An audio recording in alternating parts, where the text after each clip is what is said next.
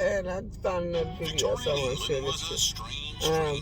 Creepy foods people ate in the Victorian era. Y'all know I love the Victorian era.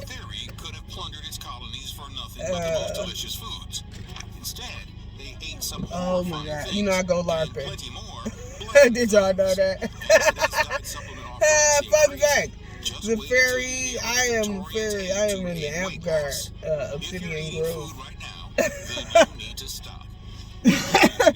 I'm in Washington, I'm on the West Coast. The Amp Guard is like a almost national, or is it national yet? Amp Guard is a huge LARPing sector, faction. Huzzah! Like it's great. When people looking at me, I hate recording in public. Oh my god, I need to go home. But I hate recording in public because people look at me crazy. And then they look at me and then they look us on the screen in front of me like, what are you watching? I'm watching my video tutorial. My video it's still twitching. My video tutorial. Not tutorial. Leave me alone, I'm doing my thing. Yeah. Be loud, be great, be nice, and go full fairy! I need my wings. I need to make some wings. Class. What? Jeez. Oliver! I'll be back. Okay, I'm back. We're gonna go back to this video. I got some cheese cubes. I'm a certified hood rat. My husband. Ooh, damn! My husband hate when I say that, but I just love cheese so much. Like, you can blindfold me and put different cheese cubes in there. I promise you I can tell you. My favorite cheese is Havarti. Most motherfuckers ain't even never heard of it.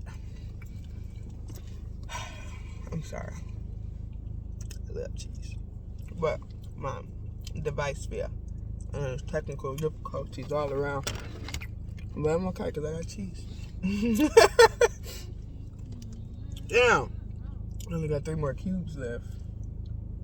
I need to go get a block. I'm gonna just make me some charcuterie boards. It's just gonna be cheese. Different types of cheese. And crackers. Hey, bitch. Where the meat and grapes? Who said this board was for you? Okay. What, go back to the creepy food. Alright. Hey. It's me, bruh. Hey, it's me, bruh. Oxina, the Everything Fairy. I am here to talk about the creepiest food from the Victorian era. Can't talk about cheese. And if today's diet supplement offerings seem crazy, you aid weight loss. If you're eating food right now, then you need to stop. Welcome to Nutty History. Here are some foods you could expect to encounter in Victorian Britain. That don't gross me out though. I was little and I was eating boiled eggs, watching a turtle give birth. So. Nice meat dish in Victorian England. You're not gonna stop me from my snacks. The fuck, what you show me? Your local butcher has a huge cut of meat for a super low price. But there is a catch. The meat comes from an I'm ready to take this off already. I only had it on for 2 hours. I'm tired of it. This was the choice that many poor people in Britain had to face. As it was a time long before food safety standards, farmers and butchers were free to sell proxy meat from an animal that had died of something nasty and contagious. In the present day, thankfully, we can only imagine how this disease meat tasted. There was probably a lot of variants. After all, ringworm and tetanus are very different kinds of diseases. Some of it probably tasted very similar to normal meat if it was cooked well. But can you really cook away the thought that your meat comes from a filthy, unhealthy source? And let's face it, would the meat have been cooked well? Even today, the British barely season their food. Technically, proxy was any meat that came from a diseased animal. The British barely season their food. As sheep were especially vulnerable to be a lady, don't talk with your mouth full, okay? You might be wondering how the Victorians could high likelihood of containing parasites. But it's not The pie had parasites too. Victorians ate to help their diet.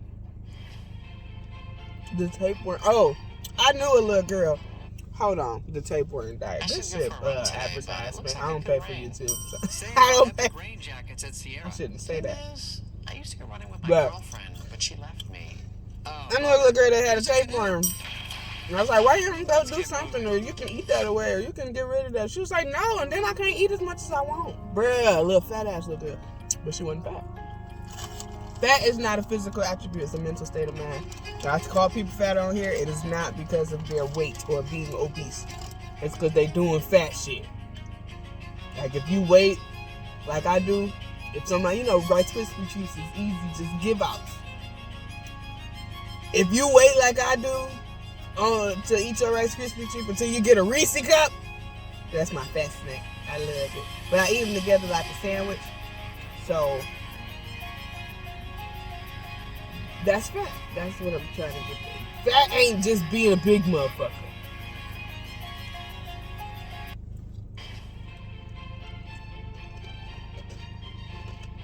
Fat diets are nothing new. You might think that keto or 5-2 is a crazy way to try to lose weight. Tapeworm diet. They was doing that? Nothing compared to the tapeworm diet. This diet was just as disgusting as the name sounds. To be fair to the Victorians, it was pretty easy to follow the tapeworm diet. Is that why? Right. You didn't have to eat tapeworms 3 times a day or anything like that. Instead, you took a pill that contained a fertilized tapeworm egg. Then you waited for it to hatch in your stomach and hoped that your new belly buddy would eat up much of the food you ate before your body could digest it. Then, when a dieter had reached their target weight, all that needed to be done was to get rid of the tapeworm. Some people took more pills to do this, but others tried to lure the tapeworm out of the body, such as by placing a pint of milk nearby each orifice, waiting for the worm to inspect the drink, and then you would yank the worm out. What in the entire... And while this diet started in Victorian England, it still exists in some form today. In fact, the website Healthline has a medically peer-reviewed article that warns people that ingesting tapeworms could cause considerably more harm than good. Please, listen to this 21st century advice if you're considering giving the tapeworm diet a try. A boiled calf's head. Why you gotta kill the baby? In modern times, some people refuse to eat veal because of what the calf has to go through before it's slaughtered. Well, in the Victorian era, an entirely different kind of calf dish divided people. Boiled calf's head. Can we This eat? dish would often serve as the centerpiece of large feasts in Victorian England. Because what could be more appetizing than having a baby cow staring at you from the dinner table? Right. There were also a number of popular ways to make boiled calf's head. For example, one method involved boiling the whole head, then taking out all the bones and then baking it. Another method specifically instructs people to leave the skin on, but to scrape the hair off after 4 minutes of boiling. Yeah. Many recipes also call for removing the calf's brain and using that meat to create another tasty dish. It's also absolutely possible to make this dish today, if you know where to look. After all, to make veal, you have to kill a calf, meaning that there are calf heads laying around somewhere. Sure, they're not sold in supermarkets and butchers won't be publicly displaying calf heads, but if you ask them, they'll probably sell you a calf head at a very reasonable price. I fucked up. Okay, what's wrong with the cabbage pie now? This is definitely the least disgusting food on this list. In fact, if you were served this dish in the present day, your biggest complaint would be that it was bland. There were not many vegetarians in the Victorian era, which might be surprising to you, considering you just learned about boiled calf's head. But there were some, and they had very little to work with. Most of the time, they just had to make vegetables that were available as the centerpiece of their meal. Cabbage pie perfectly highlights this. There are no prizes for guessing the main ingredient in cabbage pie, but many recipes show that a little more flavor was added to the dish by including onion, leek, potatoes, and cheese. These ingredients would have been boiled and then mashed together before going in the pie, meaning that the final pie would have tasted like it had been filled with baby food. The big downside of this it's dish not is that even it was layered? mocked among Victorian meat eaters. In fact, the author of one You British just newspaper mustached it up article and put it dating in back the pie to crust? 1893 pondered if there could be such a thing as a cabbage pie eating prize fighter. If it's a choice between a slice of cabbage pie or a slice of diseased broxy meat, What I'll would you take pick? goodbye. Oops, sorry. A couple who married in the 1860s could expect to have an average of 6 children over the course of their marriage. To make so many babies, these couples likely needed some kind of aphrodisiac. Oysters have been considered an aphrodisiac since the time of the ancient Greeks. So the wannabe horny Victorian couples just chowed down on oysters to get busy, right? Not quite. Without fridges, oysters tended to go bad quickly. The only way to preserve them was to pickle them. Luckily for poor Victorian couples who wanted to make babies, these pickled oysters were cheap. Sources from the time say 1 penny could buy you 4 oysters. 1 British penny in 1901, the last year of the Victorian era, is about the equivalent of $1.85 today. That means that 1 individual pickled oyster costs 45 cents in today's money. That's a better deal than oysters in today's restaurants. Many restaurants offer special deals for 1 oyster for $1. But then again, those oysters are fresh. So for the guys who are trying to get lucky on a budget, why don't you just whip out a plate of pickled oysters and wait for the magic to happen? Gruel. We know what you're thinking. How can anything with a name like gruel be anything other than incredibly delicious? Despite the incredibly tasty name, gruel was one of the most basic meals of all time. I hate that they basically call it oatmeal, but thinned out with water until it turned into something with the texture of slop. Gruel was basically the That's go-to food what- for Victorian workhouses. Gruel These is oatmeal. workhouses So that's were just a originally really meant to be a tacky solution for porridge. people who would otherwise be homeless. They would receive food, shelter, and basic comforts in exchange for labor. In reality, the workhouses provided the bare minimum they could while working its residents for as many hours as physically possible. Gruel's association with the workhouse has been immortalized thanks to Charles Dickens. In the book Oliver Twist, the title character is famous for requesting more gruel and being denied. Please, sir, I want some more. Yes, when Oliver says, "Please, sir, can I have some more?" he's asking for sloppy, gloopy, watered-down oatmeal. And scenes like the one where Oliver asked for food must have been played out all over British workhouses. That's because many parishes that own the workhouses made it illegal for their residents to have second helpings of food. The great news is that this meal is the easiest to replicate on the list. It's if you want to literally. indulge in some Victorian poverty roleplay. To make the dish, simply make 16 ounces of oatmeal and water it down with 8 pints of water. Keep on boiling this until it has the sloppiness level that you want. All that's left is to serve it to your family or whoever you think It's will already enjoy the gruel. meal. I can't. I'm out. And yes, some people suggest adding treacle or allspice to make it more palatable. But this really goes against the Victorian workhouse principle of less is more. That's fucked up. When British explorers returned from voyages, they were keen to share the incredible new discoveries that they had made. Food was no exception, and one of the most prized meats to come from this time was turtle. Turtle meat was considered to be especially delicious in soups. But for most people in the Victorian era, there was a huge problem. Demand far outpaced supply. So chefs had to get inventive and make something that would taste just enough like turtle soup to satisfy the masses. The ingredients in mock turtle soup often varied, and they were usually dictated by whatever the chefs could use at the time, including beef, oysters, and ham. But almost all mock turtle dishes involve one ingredient that this video has already encountered: calf's head. These recipes generally revolve around boiling the calf's head, but for longer than if it was being used as a centerpiece. Then chefs would use the water as a broth. Then they'd cut off as much meat from the calf's head as they could and add that back to the water. Sometimes they'd add the brain at this point, which would have been removed from the head before cooking. Did any of these mock turtle soups really taste anything like turtle? Probably Hell not. no. But the people were told that it did, and that appears to have been enough for them. Who knows what they'd make of Linda McCartney or Morningstar Foods. So, what do you think? Does Victorian era cuisine increase your appetite? Tell us in the comments. Damn.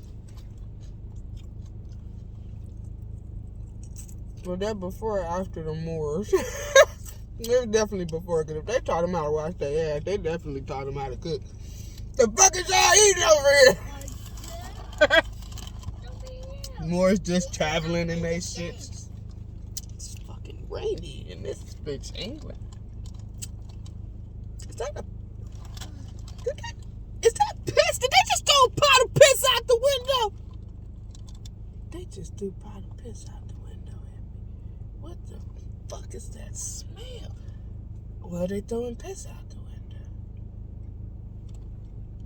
Is that homeless person laying with the rats? Why is there so many rats? This town is filthy. Where the nobles at? We own the fucking noble grounds? No, hell no. I don't give a fuck how barbaric this. I don't give a fuck how much money they got.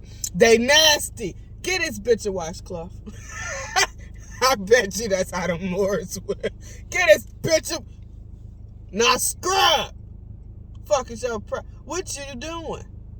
You just out here living? You're not watching? The Moors, I know they was...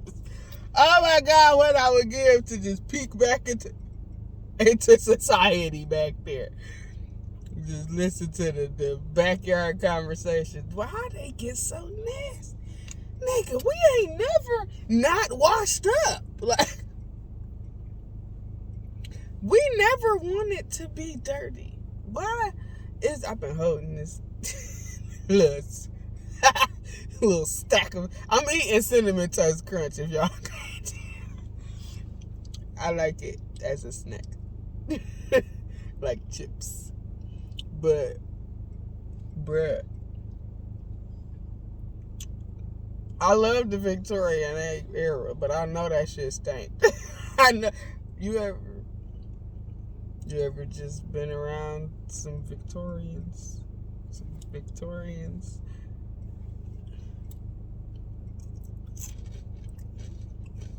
And they wash. Well, they wash their hair. But the back in the day, them niggas didn't wash. They just put that shit in cedar closets, cedar chests. And they knew what to wear when they did the same. They wore the same shit when they went to the same stinking ass places. That's why you remember. Oh, well, you don't remember. We don't remember none of that shit. But you know, overcoats, them used to be smoking jackets. Yeah, cigars and shit, all that shit stank. They put that shit on, go outside, smoke, and get all that shit in that fabric, and then take that shit off and leave it out there. And my bad. I've been holding it for too long. I needed to take a chew break. But a break to chew, not a break in between chews. But bruh, I know that shit stinks. Just upon arrival, just you in the fucking boat. What waters is this? Why is that? You get on land. It's here. It's y'all. Y'all fucking get some soap. What is soap? Soap. Nigga, soap. Just wash it. We just go to the river every month, once a month, and bathe together. We have bathhouses, yeah, but is it soap in there? Lime. You ain't got no. These niggas don't even know soap. All right. We gotta get them some soap. And the modern day ain't that fucking far behind. Like, just think about that. They was never washing until, what, 17th century? The 18th century? When did the Moors go? Don't quote me on shit. Don't ever quote me on shit. I don't know for real, but I just know stories and shit I've read. And don't quote me on shit I don't know, 17th, 18th. I just know it was a point in time where niggas was gross and the Moors came in and they came. But it was still a little bit of time compared to how long we've been washing our ass. They still ain't got it right. They still ain't got it all the way. But I'll be trying to help and I'll just be looking. That's not okay. No. Come on now. That's nasty. You don't do that. You're not supposed to do that. That's why you stink. That's why you stink. That's why you buy more perfume than soap. If you buy soap, you won't need the perfume, bitch. Pheromones smell. Ooh, look at the arch though. My bad. Showing my triple chins, but cool break. I'm sorry. Okay, let's get off that subject because I don't want to make nobody mad. But yeah, that was they didn't even eat creepy shit. Like that ain't even creepy. Them bugs and shit was creepier than that. That was just y'all ain't know. Y'all didn't know about flavor. Y'all don't have shit. I believe Britain, wherever grow there, we should just flatten that bitch and grow it there. Because it's not good for us. It's all rainy. That's how I feel in Washington. I do wish I was back in 80s Britain, the rock punk Britain. Oh, I would have fucking been there and been live as fuck. I'd have been a rock star. Alright. Like, I'm turning my heat on a little bit. But yeah, I'd have been a rock star. I'm a rock star now. I would have definitely loved the actual 80s fucking punk grunge era in the UK. Bruh. Oh, it's this late. Just a little bit too late. But who said I can't make another era like that?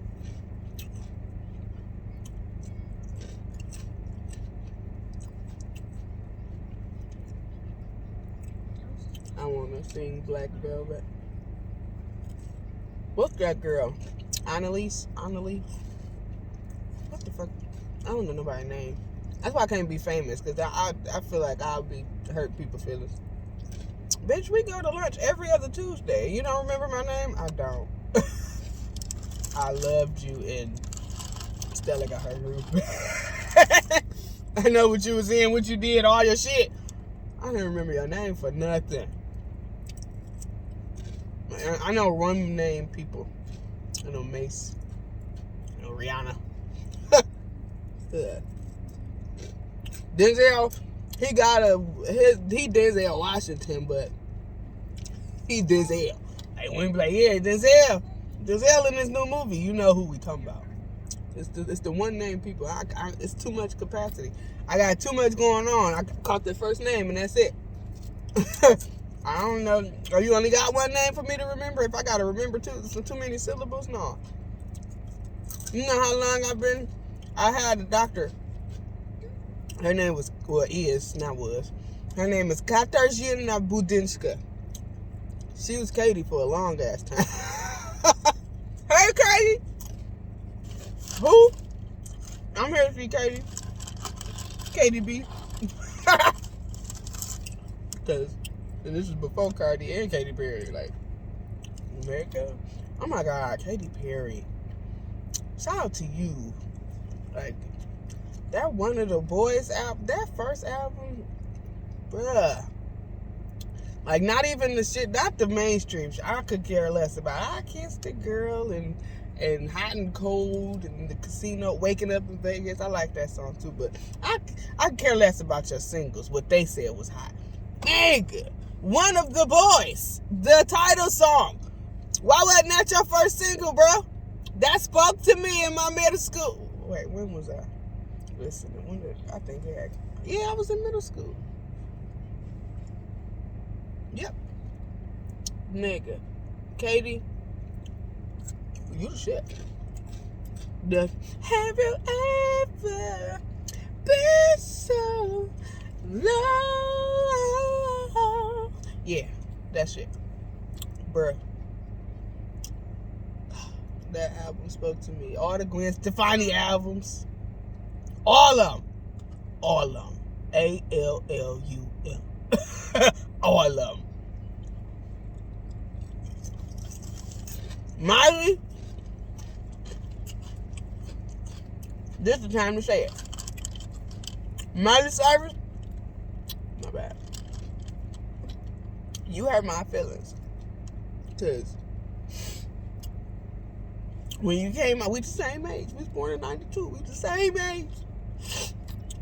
When you came out, and you was doing all that shit, I'm like, I love Miley. My nose ready. I love Miley. Me and Miley the same age. Me and Molly the shit. And her daddy, Billy Ray Cyrus. Like, that wasn't even wild. Like, I loved you. Like, Hannah Montana was my shit. And it's like, that was my, like, your show was my dream. To be able to fucking live and be a pop star. Well, not a pop star. I guess I can do pop. Hey, y'all. Okay. But, I had a break. I glitched. But no, Miley, you hurt my feelings because I just knew my love for Gwen Stefani. And then I'm like, Miley actually edgy. Okay, I'm here. I loved like her ballads albums, like her old albums. And then okay, Party at USC and the JG song was she got okay. I should have known. Your daddy was the honky tonk heartthrob. Like he fuck with the black people too. Like I ain't. Alright, so I started like really loving Miley. Got all her albums, all her shit. Bangers album. Fast forward. Got off the pop star shit, depression here. I was in a rough spot. Bangers album came out. Bruh! My dream can work. Because you know my dream was? For us to be the next Gwen Stefani and Eve. But then, you let a couple black people fuck over you. And then you denounced yourself from the community. And then my dream was shot. Because then I'm going to look like a poser and a traitor. Because you said fuck us. And then I can't still be the next generation of Gwen Stefani and Eve with you. I love you, Miley. And I love Dolly Parton too. Like we could have been doing this together right now. I still love you, Miley. But it's like, fuck all black people. I don't even know if that's... You didn't say that. I know you didn't say that. Steinacker Mark. I don't know him. Decline. But that was my Miley Cyrus story. I'm just gonna get some shit off my chest. 85 South Show. I love y'all. But y'all stole my idea. You don't know it. Mass communication is real as fuck. But people always told me, like in a group setting, like I'm a capper, I'm a goer. Carlo, I'm a goer. I'm capping. Motherfuckers be dying, crying, out of there. You need to go on stage. And I always reply, I don't know how to be funny on cue. I don't know how to write something down and like portray that as funny. I'm just so sporadic and not I know I got ADHD. Shit just come to me. I'm so witty. I'm so quick.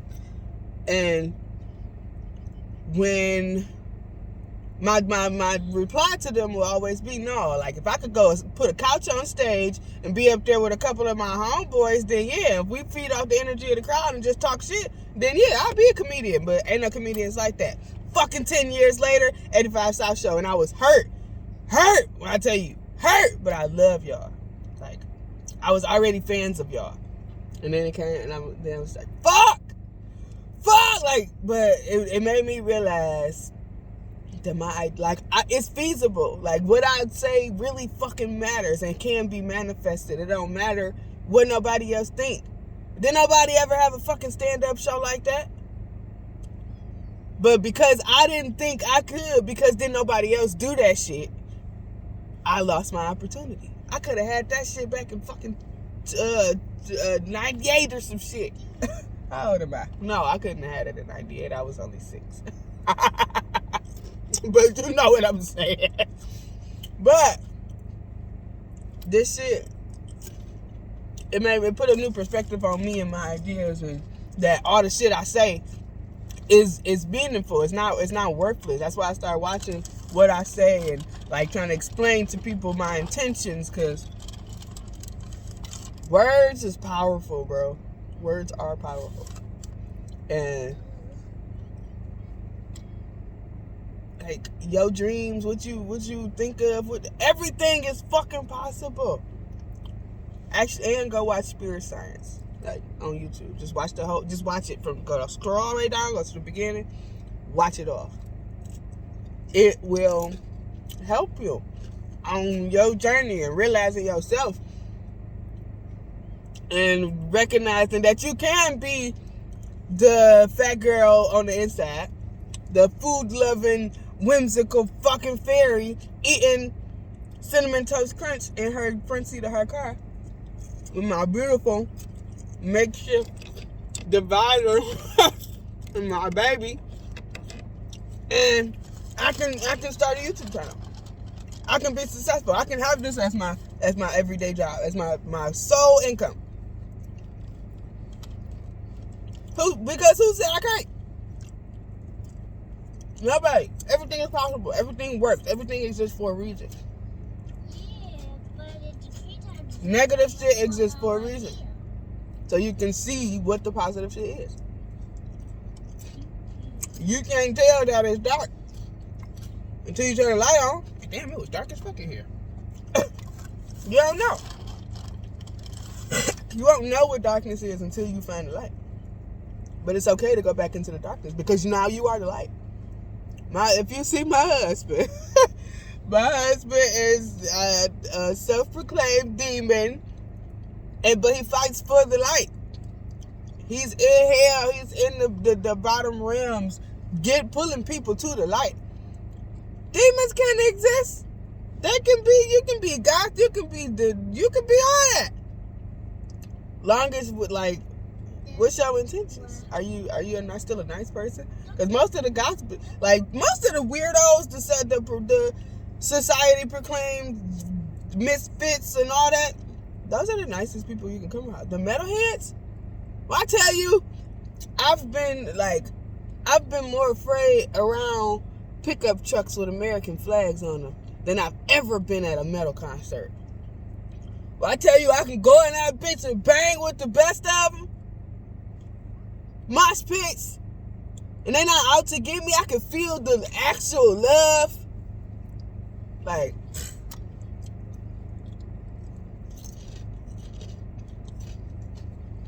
Love yourself first. And love everybody second. Make sure you love yourself first. That's your first step. Because if you don't love yourself first, you might say your first step is this, and this, but you're only going to be looking at that so you can fill up the hole of not loving yourself. And it's never going to be filled because the only person that can fill that is you. That space is only for your love. So you taking all this, you got love, you got all the love, all the people, all the entertainment, all the money, you can have all that shit, but if you don't love yourself, it don't fucking matter.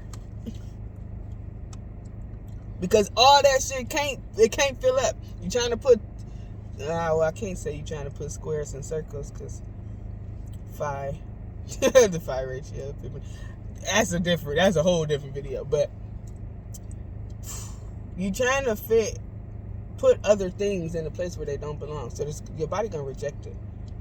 You still depressed to say, how you think it's, this person killed themselves, this happened. I'm not gonna say they didn't love themselves, but this happened. They were seeking validation. Like, when you look for problems, don't look out. Sit down, close your eyes. Excuse me. Breathe and search inward. Don't search for no problem-solving source outside of yourself. Because I promise you, all the answers are here. Here. Inside. Start from your root. Start unlocking your chakras. Fix the light inside of you. Let your wheels transfer that light and bring it out so you can pour out light. Wherever you go, you can still be who you are. That's where the Christians, in my opinion, that's where the Christians get rubbed the wrong way to me. Like, are you for the light and love in Jesus? Because you the most judgy motherfucker. Like, why I can't be me? I'm just in church. Why you looking at me? Look at the pastor. Listen to the pastor. Like, why am I?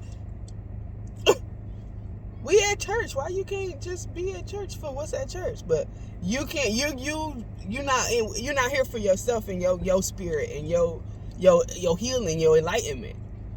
You here to boast and to be above and look down at other motherfuckers. Like, that's not what the church is for. Conversion therapy, bro. If you gay, just gay. But what that got to do with Jesus? Why is y'all? And I'm not even I'm a believer of the one God, of the creator, of self spirit, yourself saying, what's over here? Nothing. I'm gonna move this way. Ooh, what's over? I'm gonna move this way. Oh, ain't nothing over here. I'm gonna move this way. But I can still go back to myself. We keep branching out, and we're losing the connection with ourselves and with each other. Like, you go inward to fix your relationships with the outer world. You go inward to to create love. You can't love outside until you have felt love inside. You have to love yourself. You have to take care of and be there for yourself before you can sit here and be complacent with, now everybody's love, no matter what, now everybody's love not enough. Now you still upset, you still irritated. Do you? And whoever's supposed to be in your life will be planted there.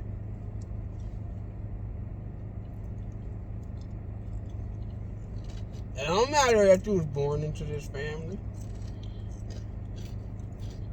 It's just an environment that you portaled into. Everything temporary. Just because you ain't dead yet don't mean that shit ain't temporary.